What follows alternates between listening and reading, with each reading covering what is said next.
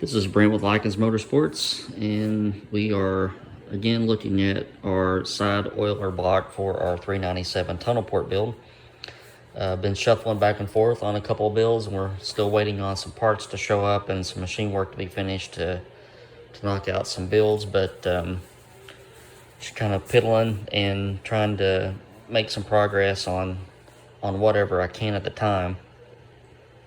I did order the flat plane crankshaft from Windberg, and one of the good things about ordering a fully custom crankshaft is that you can specify dimensions on journal sizes and counterweight diameters and this and that. So it's a fully custom crank, and the price reflects that. But my go-to bearing for mains and rods on pretty much every engine I build is a coated bearing.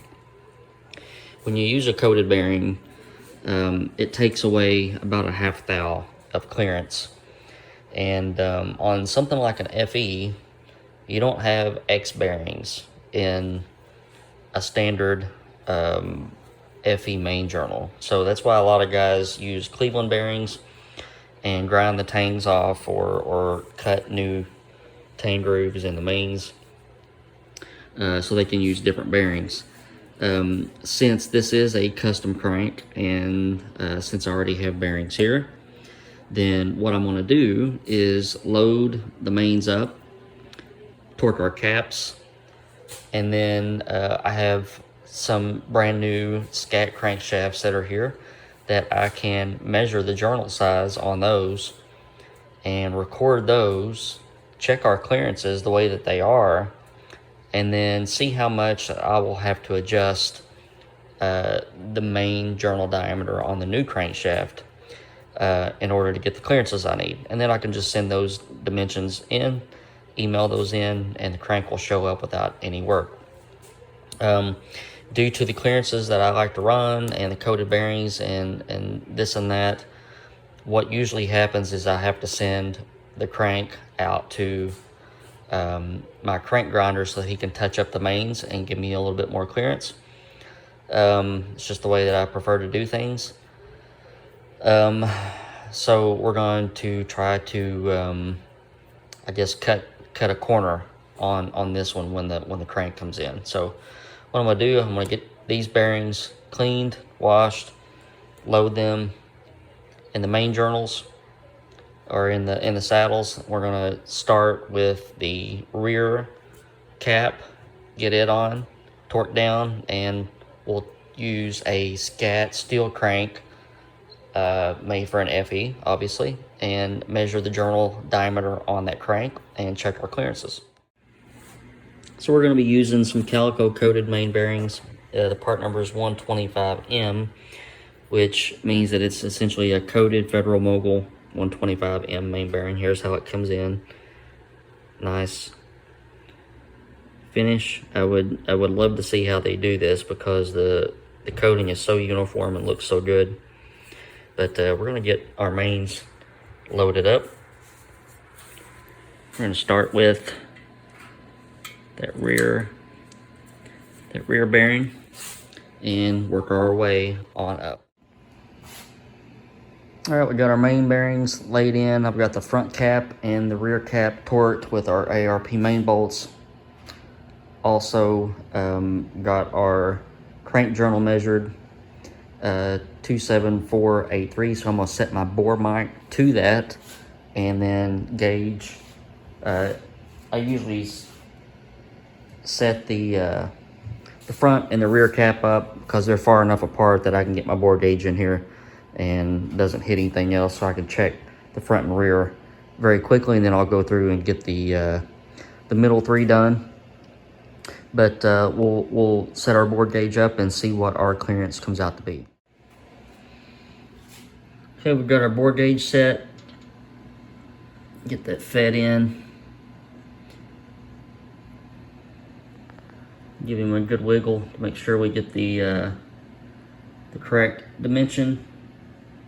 So we're looking at trying to instead of looking at the dial gauge, I'm looking right at the camera instead. So 2 thou, 6/10 thereabout. Walk it over, we got a little bit of taper, which is pretty normal. 2 thou and 2/10 there. We'll check our front bearing.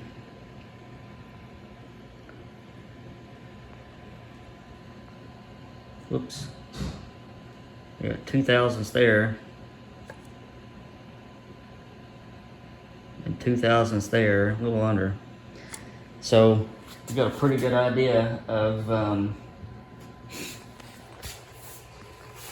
where we need to be on our main journal. I got a dimension spec, and I'm gonna go through and torque all these other mains down so we can just get an idea of what's going on with the tolerance stack.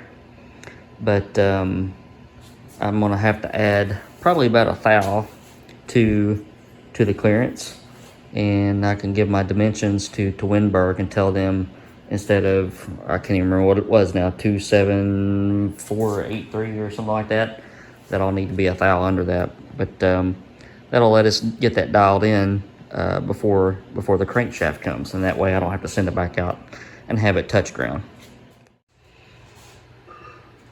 All right, here's the number 4 cap, and I want to show you on a factory block what happens when you torque the side bolts down. Without the side bolts, we are well, about 1.5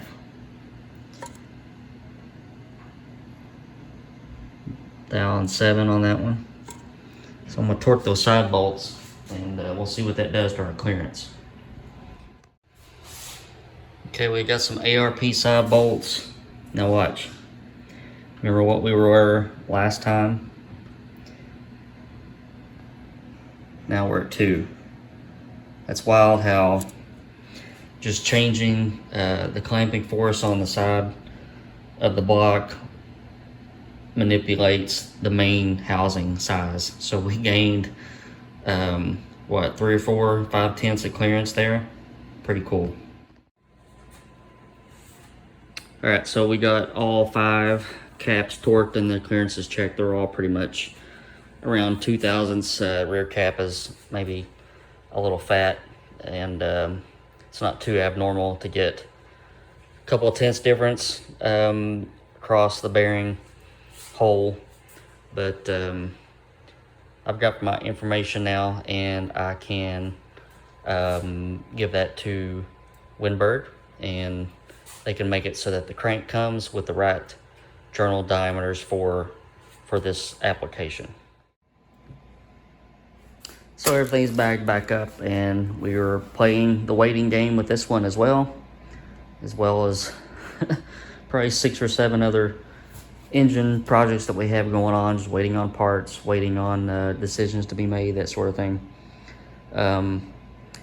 If you're wondering why I didn't fool with measuring and trying to calculate rod journal diameters, it's because that the bearing selection for the Honda rod journal is pretty extensive as far as sizes, so I can get 1 under standards, X's, and I can mix and match.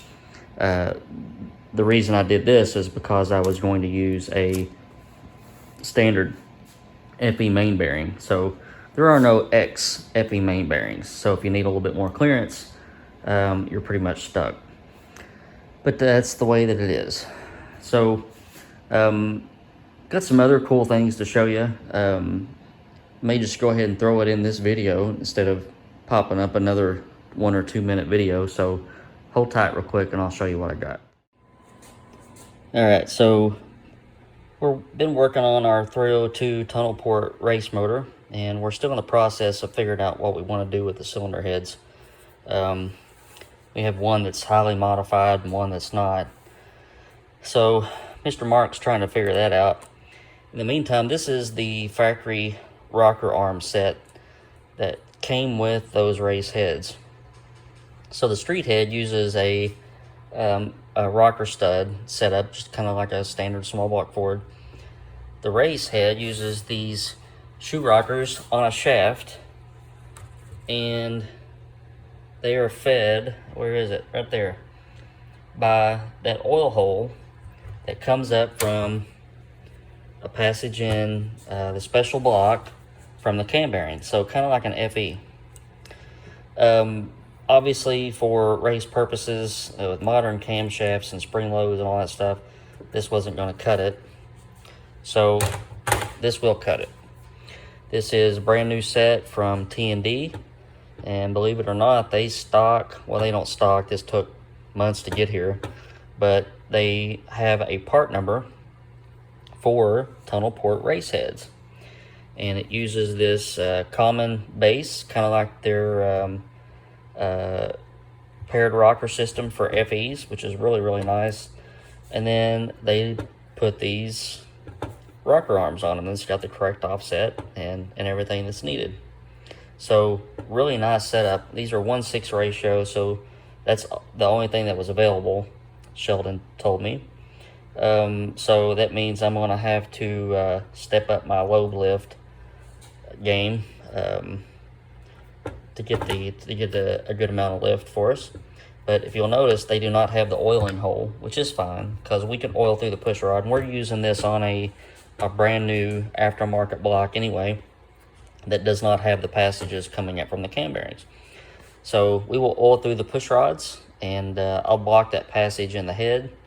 Well, I probably won't block the passage in the head because it won't be connected to anything, so it won't be detrimental if it's open. But we'll oil through the push rods on our rocker arms, and we'll have a nice paired rocker set that will be race ready for tunnel port heads. All right, wanted to show you that. Other than that, I'm just waiting on stuff. Past couple of weeks have been kind of slow in terms of getting projects out the door. I'm waiting on cranks to be touch ground, and waiting on some parts to show up and some machine work to be done. So just kind of been doing some odds and ends in here today and this week instead of getting engines out the door, but that's okay. I appreciate everybody. I've got an extensive amount of business lately from YouTube people, so thank you very much for all the parts orders and everything that you guys have been giving me, custom camshafts and that sort of thing. Appreciate that very much. My family appreciates that very much. But yeah, so might have something else to kick around this weekend. We'll have to see and wait and see. But if I don't see you, hope you have a good weekend. If you haven't subscribed yet, please do so that you won't miss out on cool stuff like these T&D race rockers for small block Ford tunnel port heads and everything else we've been working on. All right, you guys have a good weekend.